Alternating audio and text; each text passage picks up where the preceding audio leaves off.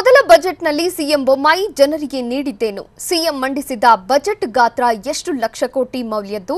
ಜನ ಕಲ್ಯಾಣ ಕಾರ್ಯಕ್ರಮಗಳಿಗೆ ಬಜೆಟ್ನಲ್ಲಿ ಹೇಗಿದೆ ಆದ್ಯತೆ? ನೋಡೋಣ ಬೊಮ್ಮಾಯಿ ಬಜೆಟ್ ನ್ಯೂಸ್ ಎಕ್ಸ್‌ಪ್ರೆಸ್‌ನಲ್ಲಿ.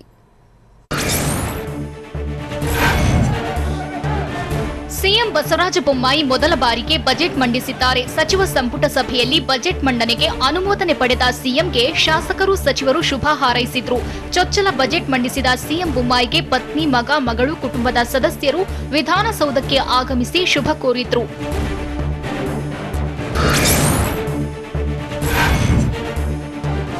2,65,720 ಕೋಟಿ ರೂಪಾಯಿ ಮೌಲ್ಯದ ಬಜೆಟ್ ಅನ್ನ ಸಿಎಂ ಮಂಡಿಸಿದ್ದು, ಕಳೆದ ಬಾರಿಗಿಂತ ಈ ಸಲದ ಬಜೆಟ್ ಮೊತ್ತ 7.7% ಹೆಚ್ಚಳವಾಗಿದೆ. ವಂದೇ ಮಾತರಂ ಗಾಯನದೊಂದಿಗೆ ವಿಧಾನಸಭೆಯಲ್ಲಿ ಬಜೆಟ್ ಮಂಡನೆ ಆರಂಭವಾಗಿದ್ದು, ಮೇಜು ತಟ್ಟಿ ಆಡಳಿತ ಪಕ್ಷದ ಶಾಸಕರು ಸ್ವಾಗತಿಸಿದ್ದಾರೆ.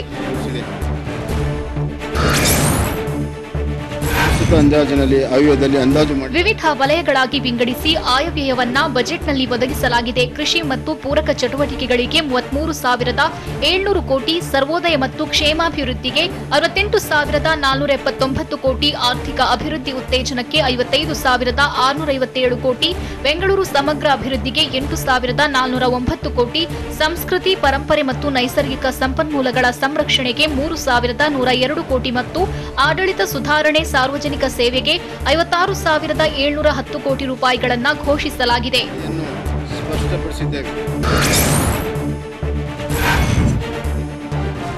ಮಹಿಳೆಯರು ಮತ್ತು ಮಕ್ಕಳ ಕ್ಷೇಮಾಭಿವೃದ್ಧಿಗೂ ಸರ್ಕಾರ ಮುಂದಾಗಿದ್ದು, ಆಯವ್ಯಯದಲ್ಲಿ ಅನುದಾನ ಒದಗಿಸಲಾಗಿದೆ. ಮಹಿಳೆಯ ಸಬಲೀಕರಣ ಮತ್ತು ಕ್ಷೇಮಾಭಿವೃದ್ಧಿಗೆ 43,188 ಕೋಟಿ ಮತ್ತು ಮಕ್ಕಳ ಅಭ್ಯುದಯಕ್ಕಾಗಿ 40,944 ಕೋಟಿ ರೂಪಾಯಿಗಳನ್ನು ಸಿಎಂ ಬೊಮ್ಮಾಯಿ ನೇತೃತ್ವದ ಸರ್ಕಾರ ಮೀಸಲಿಟ್ಟಿದೆ.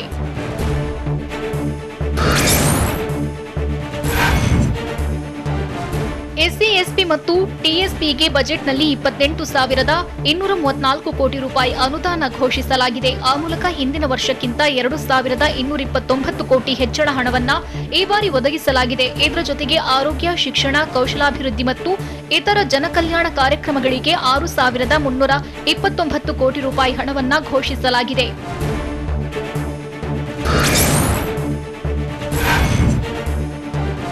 ಕೃಷಿ ಶಕ್ತಿ ನೂತನ ಯೋಜನೆಯಡಿ ಕೃಷಿ ಯಂತ್ರೋಪಕರಣ ಬಳಕೆ ಉತ್ತೇಜನಕ್ಕೆ ಪ್ರತಿ ಎಕರೆಗೆ 250 ರೂಪಾಯಿಗಳಂತೆ ಡೀಸೆಲ್ ಸಹಾಯಧನ ನೀಡಲು ಸರ್ಕಾರ ಮುಂದಾಗಿದೆ. ಇದಕ್ಕಾಗಿಯೇ 600 ಕೋಟಿ ಅನುದಾನ ಮೀಸಲಿಟ್ಟಿದೆ. ಕೆಪೆಕ್ ಮೂಲಕ ಕೃಷಿ ಉತ್ಪನ್ನಗಳ ಕೊಯ್ಲಿನೋತ್ತರ ನಿರ್ವಹಣೆ, ಮಾರಾಟ ಮತ್ತು ರಫ್ತು ಮಾಡಲು 50 ಕೋಟಿ ರೂಪಾಯಿ ಹಂಚಿಕೆ ಮಾಡಲಾಗಿದೆ.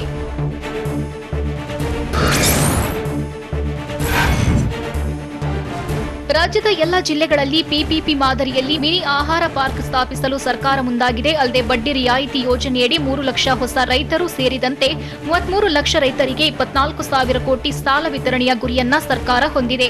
ದ್ರಾಕ್ಷಿ ಬೆಳೆ ಸಂಗ್ರಹಣೆ, ಸಂಸ್ಕರಣೆ ಮತ್ತು ಸಾಗಾಣಿಕೆಗಾಗಿ ವಿಜಯಪುರದ ತೊರವಿಯಲ್ಲಿ 35 ಕೋಟಿ ರೂಪಾಯಿ ವೆಚ್ಚದಲ್ಲಿ ಶೈತ್ಯ ಸಂಗ್ರಹ ವ್ಯವಸ್ಥೆಗೆ ಅನುದಾನ ನೀಡಲಾಗಿದೆ.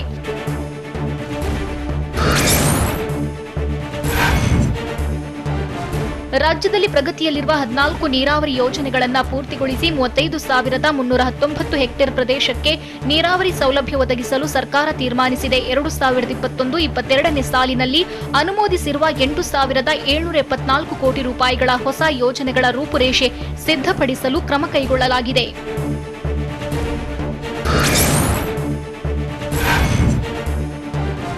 ರಾಜ್ಯದ ಕೆರೆಗಳ ಅಭಿವೃದ್ಧಿಗೂ ಕ್ರಮ ವಹಿಸಲಾಗಿದ್ದು 500 ಕೋಟಿ ರೂಪಾಯಿ ಕ್ರಿಯಾ ಯೋಜನೆ ಸಿದ್ಧಪಡಿಸಲಾಗಿದೆ. ಇದರಲ್ಲಿ ಪ್ರವಾಹದಿಂದ ಹಾನಿಯಾದ ಕೆರೆಗಳ ದುರಸ್ತಿಗೆ 200 ಕೋಟಿ ರೂಪಾಯಿ ಅನುದಾನ ಮೀಸಲಿಡಲಾಗಿದೆ. ಕಾಳಿ ನದಿಯ ನೀರನ್ನ ಬಳಸಿಕೊಂಡು ಉತ್ತರ ಕರ್ನಾಟಕದ 5 ಜಿಲ್ಲೆಗಳಿಗೆ ಕುಡಿಯುವ ನೀರಿನ ಯೋಜನೆ ರೂಪಿಸಲು ಕ್ರಮ ಕೈಗೊಳ್ಳಲಾಗಿದೆ.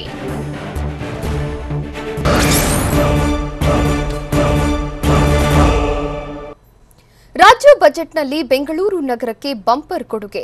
ಯಾವೆಲ್ಲ ಯೋಜನೆಗಳಿಗೆ ಎಷ್ಟು ಅನುದಾನ ಸಿಕ್ಕಿದೆ? ರೈಲ್ವೆ ಯೋಜನೆಗಳಿಗೆ ಸರ್ಕಾರ ಮೀಸಲಿಟ್ಟಿರೋ ಹಣ ಎಷ್ಟು? ನೋಡೋಣ ಬೆಂಗಳೂರಿಗೆ ಬಂಪರ್ ನ್ಯೂಸ್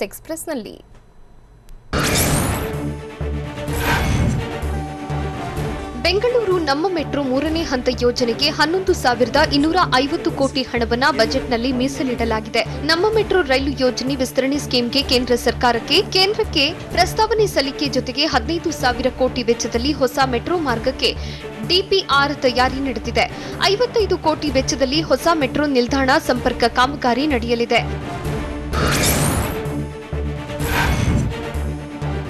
ಬೆಂಗಳೂರಿನ ಬನಶಂಕರಿ ಜಂಕ್ಷನ್ನಲ್ಲಿ 45 ಕೋಟಿ ವೆಚ್ಚದಲ್ಲಿ ಸ್ಕೈವಾಕ್, 21,091 ಕೋಟಿಯನ್ನು 73 ಕಿಲೋಮೀಟರ್ ಉದ್ದದ ಪೆರಿಫೆರಲ್ ರಿಂಗ್ ರಸ್ತೆಗೆ ಸರ್ಕಾರ ಮೀಸಲಿಟ್ಟಿದೆ. ಗೊರಗುಂಟೆಪಾಳ್ಯ ಜಂಕ್ಷನ್ಗೆ ಸಿಗ್ನಲ್ ಮುಕ್ತ ವಾಹನ ಸಂಚಾರ ಸ್ಕೀಮ್, ಬಿಬಿಎಂಪಿ, ಬಿಡಿಎ, ಎನ್ಎಚ್ಎಐ ವತಿಯಿಂದ ಗ್ರೇಡ್ ಸಪರೇಟರ್ ಜೊತೆಯಲ್ಲಿ ಮೇಲ್ಸೇತುವೆ ಕಾಮಗಾರಿಗೂ ಯೋಜನೆಗೂ ಕ್ರಮ ಕೈಗೊಳ್ಳಲಾಗಿದೆ.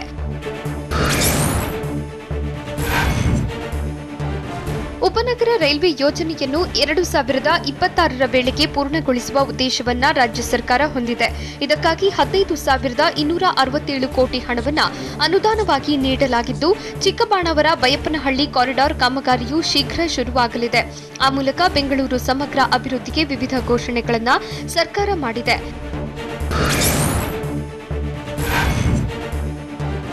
ಬಿಡಿಎ ಕೆಂಪೇಗೌಡ ಬಡಾವಣೆಗೆ ಭೂಸ್ವಾಧೀನ ಪ್ರಕ್ರಿಯೆ ಪೂರ್ಣಗೊಳಿಸಿ ಸ್ಮಾರ್ಟ್ ಸಿಟಿಯಾಗಿ ಅಭಿವೃದ್ಧಿಗೊಳಿಸಲು ಸರ್ಕಾರ ಮುಂದಾಗಿದೆ.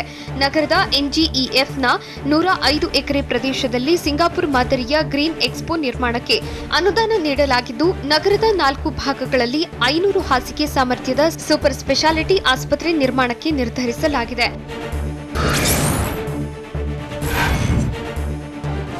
ಬೆಂಗಳೂರು ನಗರಕ್ಕೆ 775 ದಶಲಕ್ಷ ಲೀಟರ್ ಕಾವೇರಿ ನೀರು ತರಲು 5,550 ಕೋಟಿ ರೂಪಾಯಿ ವೆಚ್ಚದಲ್ಲಿ ಕಾವೇರಿ 5ನೇ ಹಂತ ಜಾರಿಯಲ್ಲಿದ್ದು, 2024-25ರೊಳಗೆ ಈ ಯೋಜನೆ ಪೂರ್ಣಗೊಳಿಸುವ ಗುರಿಯನ್ನ ಸರ್ಕಾರ ಹಾಕಿಕೊಂಡಿದೆ.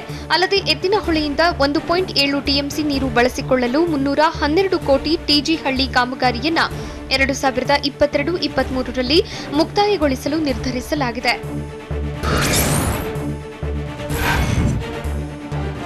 ಬೆಂಗಳೂರಿನ ಹಳೆಯ ತ್ಯಾಜ್ಯ ನೀರು ಸಂಸ್ಕರಣಾ ಘಟಕಗಳ ಉನ್ನತೀಕರಣಕ್ಕೆ 1,500 ಕೋಟಿ ರೂಪಾಯಿ ನೀಡಲಾಗಿದೆ. ನಗರದ ರಾಜಕಾಲುವೆ ಅಭಿವೃದ್ಧಿಪಡಿಸಿ ನಾಗರಿಕರ ವಿಹಾರ ತಾಣಗೊಳಿಸಲು ನಿರ್ಧರಿಸಲಾಗಿದ್ದು, 195 ಕೋಟಿ ರೂಪಾಯಿ ವೆಚ್ಚದಲ್ಲಿ ಕೋರಮಂಗಲ ರಾಜಕಾಲುವೆಯನ್ನ ಅಭಿವೃದ್ಧಿಗೆ ಸರ್ಕಾರ ಮುಂದಾಗಿದೆ. ನಗರದಲ್ಲಿ ಪ್ರವಾಹ ಪರಿಸ್ಥಿತಿ ತಡೆಯಲು ರಾಜಕಾಲುವೆ ಅಭಿವೃದ್ಧಿಗೆ 1,500 ಕೋಟಿ ಮೊತ್ತದಲ್ಲಿ ವಿವಿಧ ಯೋಜನೆಯನ್ನ ಕೈಗೊಳ್ಳಲಾಗಿದೆ.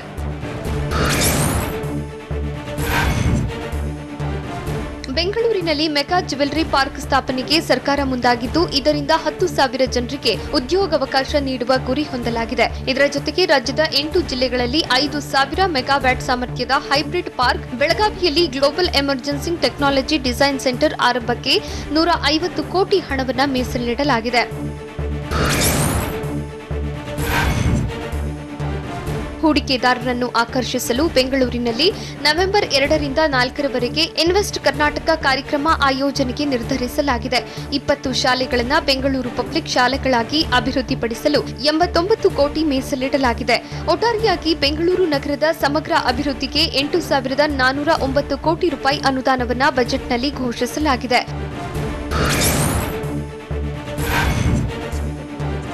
ಬೆಂಗಳೂರು ಮೂಲ ಸೌಕರ್ಯಕ್ಕೆ 3 ವರ್ಷದಲ್ಲಿ 6,000 ರೂಪಾಯಿ ಹಣವನ್ನು ಬಜೆಟ್ನಲ್ಲಿ ಮೀಸಲಿಡಲಾಗಿದೆ. 312 ಕೋಟಿ ವೆಚ್ಚದಲ್ಲಿ ತಿಪ್ಪಗೊಂಡನಹಳ್ಳಿ ಜಲಾಶಯ ಪುನಶ್ಚೇತನ, ಬೆಂಗಳೂರಿನ ಬೃಹತ್ ಮಳೆ ನೀರುಗಾಲುವೆ, ರಾಜಕಾಲುವೆ ಅಭಿವೃದ್ಧಿಗಾಗಿ ಅಮೃತ್ ನಗರೋತ್ಥಾನ ಯೋಜನೆ ಅಡಿಯಲ್ಲಿ 1,500 ಕೋಟಿ ರೂಪಾಯಿ ಅನುದಾನ ಘೋಷಿಸಲಾಗಿದೆ.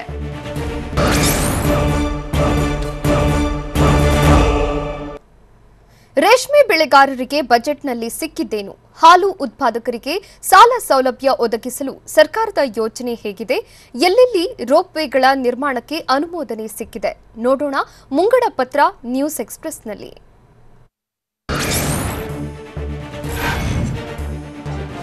ರೇಷ್ಮೆ ಬೆಳೆಗಾರರ ನೆರವಿಗೂ ಸರ್ಕಾರ ಧಾವಿಸಿದ್ದು, ಪ್ರತಿ ಟನ್ ದ್ವಿತಳಿ ರೇಷ್ಮೆ ಗೂಡಿಗೆ 10,000 ಪ್ರೋತ್ಸಾಹಧನ ಘೋಷಿಸಿದೆ.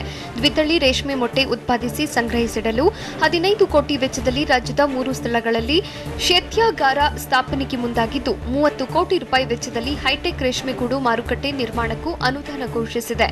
ಮಂಡ್ಯ ಜಿಲ್ಲೆ ಕೆಆರ್ ಮಾರ್ಕೆಟ್ನಲ್ಲಿ ರೇಷ್ಮೆ ತರಬೇತಿ ಕೇಂದ್ರ ಸ್ಥಾಪನೆಗೆ ಮುಂದಾಗಿದೆ.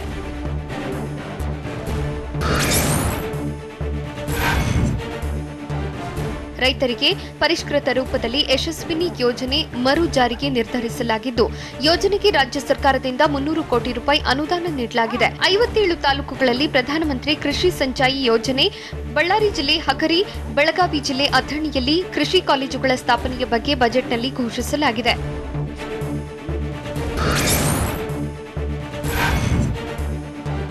ಹಾಲು ಉತ್ಪಾದಕರಿಗೆ ಸಾಲ ಸೌಲಭ್ಯ ಒದಗಿಸುವ ನಿಟ್ಟಿನಲ್ಲಿ ಕ್ಷೀರ ಸಮೃದ್ಧಿ ಸಹಕಾರಿ ಬ್ಯಾಂಕ್ ಸ್ಥಾಪನೆ ಮಾಡುವುದಾಗಿ ಸಿಎಂ ಹೇಳಿದ್ದಾರೆ. ಹಾವೇರಿಯಲ್ಲಿ ಮೆಗಾ ಡೈರಿ ಸ್ಥಾಪನೆ ಜೊತೆಗೆ ಶಿವಮೊಗ್ಗ, ದಾವಣಗೆರೆ, ಚಿತ್ರದುರ್ಗ, ಚಿಕ್ಕಮಗಳೂರಿನಲ್ಲಿ ಪ್ರತ್ಯೇಕವಾಗಿ ಹಾಲು ಒಕ್ಕೂಟ ರಚನೆಗೂ ಸರ್ಕಾರ ಮುಂದಾಗಿದೆ. ಆಕಸ್ಮಿಕವಾಗಿ ಮರಣ ಹೊಂದುವ ಕುರಿ ಸಾಕಾಣಿಕೆದಾರರಿಗೂ ನೆರವನ್ನು ಘೋಷಣೆ ಮಾಡಲಾಗಿದೆ.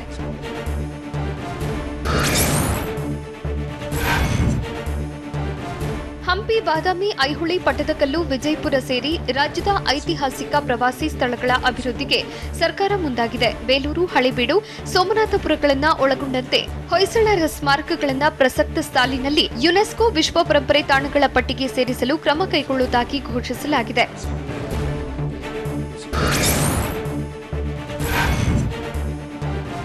ಜೋಗ ಜಲಪಾತದಲ್ಲಿ 116 ಕೋಟಿ ವೆಚ್ಚ ಮತ್ತು ನಂದಿ ಬೆಟ್ಟದಲ್ಲಿ 93 ಕೋಟಿ ರೂಪಾಯಿ ವೆಚ್ಚದಲ್ಲಿ ರೋಪ್ ವೇ ನಿರ್ಮಾಣಕ್ಕೆ ಅನುಮೋದನೆ ನೀಡಲಾಗಿದೆ. ಉತ್ತರ ಕನ್ನಡ ಜಿಲ್ಲೆಯ ಯಾಣದಲ್ಲಿಯೂ ರೋಪ್ ವೇ ನಿರ್ಮಾಣಕ್ಕೆ ಕ್ರಮ ಕೈಗೊಳ್ಳಲಾಗಿದ್ದು, ಕೊಪ್ಪಳ ಜಿಲ್ಲೆಯ ಅಂಜನಾದ್ರಿ ಬೆಟ್ಟದ ಸಮಗ್ರ ಅಭಿವೃದ್ಧಿಗೆ 100 ಕೋಟಿ ರೂಪಾಯಿ ವೆಚ್ಚದಲ್ಲಿ ಯೋಜನೆ ಕೈಗೊಳ್ಳಲಾಗಿದೆ.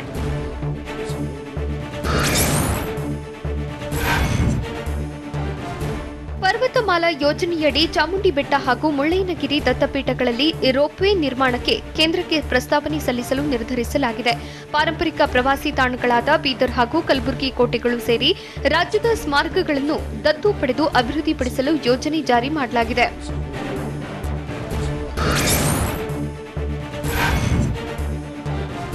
ಸ್ವಸಹಾಯ ಸಂಘಗಳ ಮೂಲಕ ಮಹಿಳೆಯರಿಗೆ ಉದ್ಯೋಗ ನೀಡಲು ಯೋಜನೆ ರೂಪಿಸಲಾಗಿದೆ. ಆಯ್ದ ಸ್ವಸಹಾಯ ಸಂಘಗಳಿಗೆ ತಲಾ 1.5 ಲಕ್ಷ ರೂಪಾಯಿ ನೆರವಿನ ಜೊತೆಗೆ 500 ಕೋಟಿ ರೂಪಾಯಿ ಅನುದಾನವನ್ನು ಬಜೆಟ್ನಲ್ಲಿ ಘೋಷಿಸಲಾಗಿದೆ. ಸ್ವಸಹಾಯ ಗುಂಪಿನ ಮಹಿಳೆಯರ ಉತ್ಪನ್ನಗಳ ಬ್ರ್ಯಾಂಡಿಂಗ್, ಮೌಲ್ಯವರ್ಧನೆ, ಪ್ಯಾಕಿಂಗ್ ಸೌಲಭ್ಯಗಳಿಗೂ ಕ್ರಮ ಕೈಗೊಳ್ಳಲಾಗಿದೆ.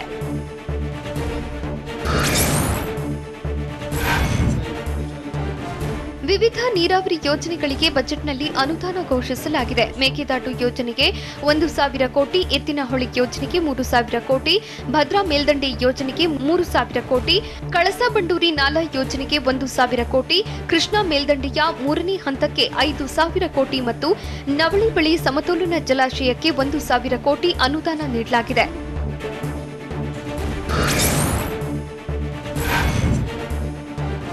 ಅಕ್ಷರ ದಾಸೋಹ ಯೋಜನೆಯಡಿ ಕಾರ್ಯನಿರ್ವಹಿಸುತ್ತಿರುವ ಬಿಸಿಯೂಟ ಕಾರ್ಯಕರ್ತರ ನೆರವಿಗೂ ಸರ್ಕಾರ ಮುಂದಾಗಿದೆ.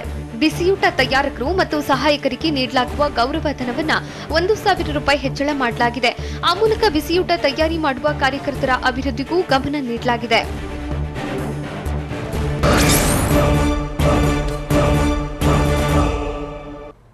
ಸರ್ವರಿಗೂ ಸೂರು ಯೋಜನೆ ಅಡಿ ಮೀಸಲಿಟ್ಟಿರೋ ಹಣ ಎಷ್ಟು?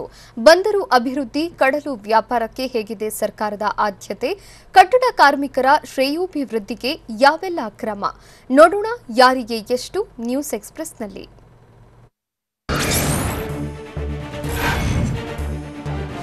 ಅಖಿಲ ಭಾರತ ಸಾಹಿತ್ಯ ಸಮ್ಮೇಳನಕ್ಕೆ ಸಿಎಂ ಬಸವರಾಜ ಬೊಮ್ಮಾಯಿ 20 ಕೋಟಿ ರೂಪಾಯಿ ಅನುದಾನ ಕೊಟ್ಟಿದ್ದಾರೆ. ಅಲ್ಲದೆ ಕಾಸರಗೋಡು, ಅಕ್ಕಲಕೋಟೆಯಲ್ಲಿ ಕನ್ನಡ ಭವನ ನಿರ್ಮಿಸಲು ಬಜೆಟ್ನಲ್ಲಿ ಕ್ರಮ ಕೈಗೊಂಡಿದ್ದಾರೆ. ಇನ್ನು ವಿಶಿಷ್ಟ ಕಲೆಗಳ ಉತ್ತೇಜನಕ್ಕೆ 4 ಸಾಂಸ್ಕೃತಿಕ ಶಿಬಿರಗಳನ್ನು ತೆರೆಯುವುದಾಗಿ ಬಜೆಟ್ನಲ್ಲಿ ಘೋಷಿಸಿದ್ದಾರೆ.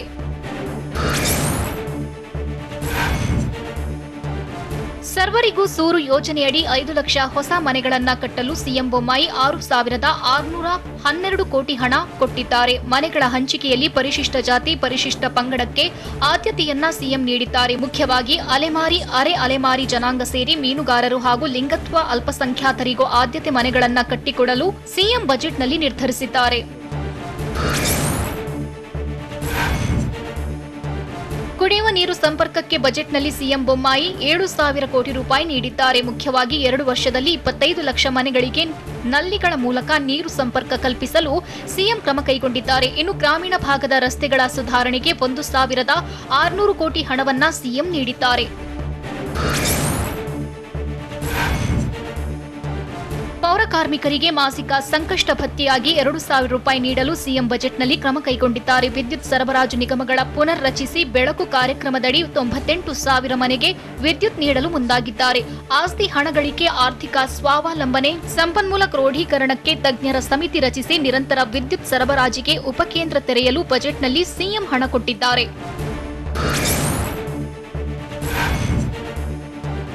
ಬಂದರು ಅಭಿವೃದ್ಧಿ, ಕಡಲು ವ್ಯಾಪಾರಕ್ಕೆ ಸಿಎಂ 1,880 ಕೋಟಿ ಹಣ ನೀಡಿದ್ದಾರೆ. ಉತ್ತರ ಕನ್ನಡ ಜಿಲ್ಲೆ ಮಾಜಾಳಿಯಲ್ಲಿ ಅತ್ಯಾಧುನಿಕ ಮೀನುಗಾರಿಕಾ ಬಂದರು ನಿರ್ಮಾಣಕ್ಕೆ 250 ಕೋಟಿ ರೂಪಾಯಿ ನೀಡಿದ್ದಾರೆ.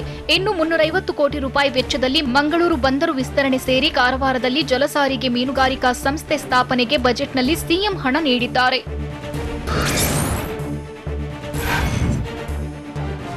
640 ಕೋಟಿ ರೂಪಾಯಿ ವೆಚ್ಚದಲ್ಲಿ ಗದಗ ಯಲವಿಗಿ ನೂತನ ರೈಲು ಮಾರ್ಗ ನಿರ್ಮಿಸಲು ಸಿಎಂ ಬಜೆಟ್ನಲ್ಲಿ ಹಣ ಕೊಟ್ಟಿದ್ದಾರೆ. ಅಲ್ಲದೆ ಧಾರವಾಡ, ಕಿತ್ತೂರು, ಬೆಳಗಾವಿ ನೂತನ ರೈಲು ಮಾರ್ಗ ಸ್ಥಾಪನೆಗೆ 927 ಕೋಟಿ ರೂಪಾಯಿ ದುಡ್ಡು ನೀಡಿದ್ದಾರೆ. ರಾಜ್ಯದಲ್ಲಿ 20 ನೂತನ ರೈಲ್ವೆ ಮೇಲ್ಸೇತುವೆ ನಿರ್ಮಾಣಕ್ಕೂ ಸಿಎಂ ಕ್ರಮ ಕೈಗೊಂಡಿದ್ದಾರೆ. ಕಟ್ಟಡ ಕಾರ್ಮಿಕರ ಶ್ರೇಯೋಭಿವೃದ್ಧಿಗೆ ಸಿಎಂ ಬೊಮ್ಮಾಯಿ 2,100 ಕೋಟಿ ಹಣ ಮೀಸಲಿಟ್ಟಿದ್ದಾರೆ. ಇನ್ನು ಕಟ್ಟಡ ಕಾರ್ಮಿಕರಿಗಾಗಿ 100 ಹೈಟೆಕ್ ಸಂಚಾರಿ ಕ್ಲಿನಿಕ್ ಆರಂಭಿಸಲು ಸಿಎಂ ಹಣ ನೀಡಿದ್ದಾರೆ. ಹುಬ್ಬಳ್ಳಿ ಮತ್ತು ದಾವಣಗೆರೆ ಇಎಸ್ಐ ಆಸ್ಪತ್ರೆಗಳ ಬೆಡ್ ಸಂಖ್ಯೆಯನ್ನ 100ಕ್ಕೆ ಹೆಚ್ಚಿಸಲು ಬಜೆಟ್ನಲ್ಲಿ ಹಣ ಕೊಟ್ಟಿದ್ದಾರೆ. ಇನ್ನು ಕಟ್ಟಡ ಕಾರ್ಮಿಕರಿಗಾಗಿ ರಿಯಾಯಿತಿ ಬಸ್ ಪಾಸ್ ಯೋಜನೆ ಸೇರಿ ಯೆಲ್ಲೋ ಡ್ರೈವರ್ ಮಕ್ಕಳಿಗಾಗಿ ವಿದ್ಯಾನಿಧಿ ಸ್ಕೀಮ್ ಅನ್ನ ಜಾರಿಗೊಳಿಸಲು ಬಜೆಟ್ನಲ್ಲಿ ಸಿಎಂ ಹಣ ಕೊಟ್ಟಿದ್ದಾರೆ.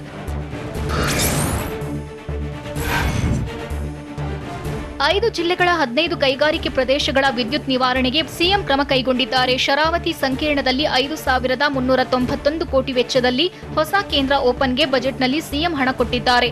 2,000 ಮೆಗಾವ್ಯಾಟ್ ಸಾಮರ್ಥ್ಯದ ಭೂಗರ್ಭ ವಿದ್ಯುತ್ ಕೇಂದ್ರ ಸೇರಿ ರಾಜ್ಯದಲ್ಲಿ ಕೆಪಿಟಿಸಿಎಲ್ ವತಿಯಿಂದ ಹೊಸ ಉಪಕೇಂದ್ರಗಳ ಸ್ಥಾಪನೆಗೆ ಬಜೆಟ್ನಲ್ಲಿ ದುಡ್ಡು ಮೀಸಲಿಟ್ಟಿದ್ದಾರೆ. ಇನ್ನು ಗ್ರೀನ್ ಹೈಡ್ರೋಜನ್ ನೀತಿ ರೂಪಿಸಲು ರಾಜ್ಯ ಸರ್ಕಾರ ಚಿಂತನೆ ನಡೆಸಿದೆ.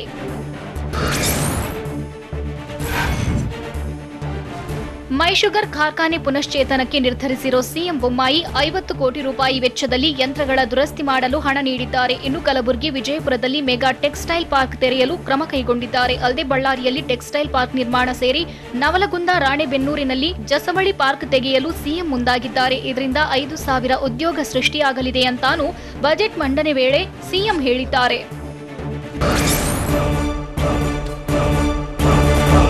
ಉಕ್ರೇನಿಗರನ್ನ ವಿಕಿರಣ ಸೋರಿಕೆ ಭೀತಿ ಕಾಡ್ತಾ ಇರುವುದು ಯಾಕೆ? ಯುದ್ಧ ಸಾರಿರೋ ರಷ್ಯಾ ಅಧ್ಯಕ್ಷರ ವಿರುದ್ಧ ಇಂಗ್ಲೆಂಡ್ ಪ್ರಧಾನಿ ಹೇಳಿದ್ದೇನು? ಕೀವ್ ನಗರದ ಬಳಿ ಸಾಲುಗಟ್ಟಿ ನಿಂತಿದ್ದೇಕೆ ರಷ್ಯಾ ಯುದ್ಧ ವಾಹನಗಳು? ನೋಡೋಣ ರಷ್ಯಾ ವಾರ್ ನ್ಯೂಸ್ ಎಕ್ಸ್‌ಪ್ರೆಸ್‌ನಲ್ಲಿ.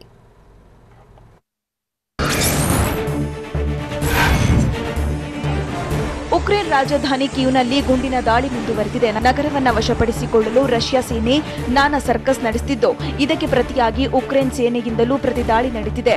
ಗುಂಡಿನ ಚಕಮಕಿಯ ವೇಳೆ ಭಾರತೀಯ ವಿದ್ಯಾರ್ಥಿಗೆ ಗುಂಡೇಟು ಬಿದ್ದಿದ್ದು, ವಿದ್ಯಾರ್ಥಿ ಕೀವ್ನಿಂದ ತಾಯ್ನಾಡಿನತ್ತ ಹೊರಟಿದ್ದಾಗ ಘಟನೆ ನಡೆದಿದೆ. ಗಾಯಾಳು ಭಾರತೀಯ ವಿದ್ಯಾರ್ಥಿಯನ್ನ ಆಸ್ಪತ್ರೆಗೆ ದಾಖಲು ಮಾಡಲಾಗಿದೆ.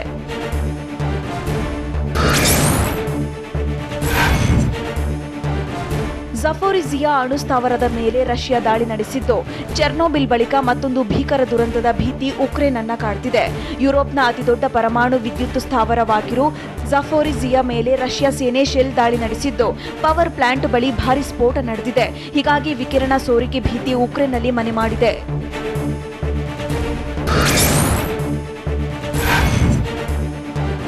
ರಷ್ಯಾದಿಂದ ಪರಮಾಣು ಭಯೋತ್ಪಾದನೆ ಸೃಷ್ಟಿಗೆ ಯತ್ನ ನಡೆದಿದೆ ಅಂತ ಉಕ್ರೇನ್ ಅಧ್ಯಕ್ಷ ವೊಲೋಡಿಮಿರ್ ಝೆಲೆನ್ಸ್ಕಿ ಆರೋಪಿಸಿದ್ದಾರೆ. ಝಪೋರಿಜಿಯಾ ಅಣು ಸ್ಥಾವರದ ಮೇಲೆ ರಷ್ಯಾ ದಾಳಿಗೆ ಕೆಂಡಕಾರಿರೋ ಝೆಲೆನ್ಸ್ಕಿ ಚೆರ್ನೋಬಿಲ್ ದುರಂತ ಪುನರಾವರ್ತಿಸಲು ಯತ್ನಿಸುತ್ತಿದೆ ಅಂತ ಆರೋಪಿಸಿದ್ದಾರೆ.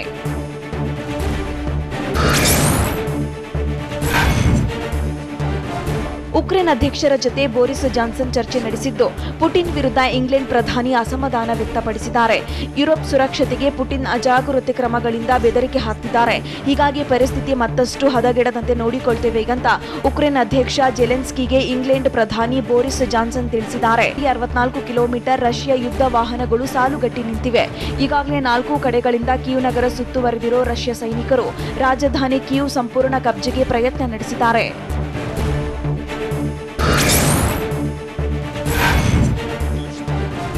ಉಕ್ರೇನ್ ಮೇಲೆ ದಾಳಿ ನಡೆಸುತ್ತಿರೋ ರಷ್ಯಾ ಅಧ್ಯಕ್ಷ ಪುಟಿನ್ ವಿರುದ್ಧ ಸ್ವದೇಶದ ಪತ್ರಕರ್ತರೇ ಪ್ರತಿಭಟನೆ ನಡೆಸಿದ್ದಾರೆ. ಯುದ್ಧ ಬೇಡ ಎನ್ನುತ್ತಾ ಸಾಮೂಹಿಕ ರಾಜೀನಾಮೆ ಸಲ್ಲಿಸಿ ಸಿಬ್ಬಂದಿ ಹೊರೆ ನಡೆದಿದ್ದು Russia TV channel video viral ಆಗಿದೆ. ಲೈವ್ನಲ್ಲೇ ರಾಜೀನಾಮೆ ಸಲ್ಲಿಸುವ ಮೂಲಕ ಸಿಬ್ಬಂದಿ ರಷ್ಯಾ ಅಧ್ಯಕ್ಷರ ವಿರುದ್ಧವೇ ತೊಡೆ ತಟ್ಟಿದ್ದಾರೆ.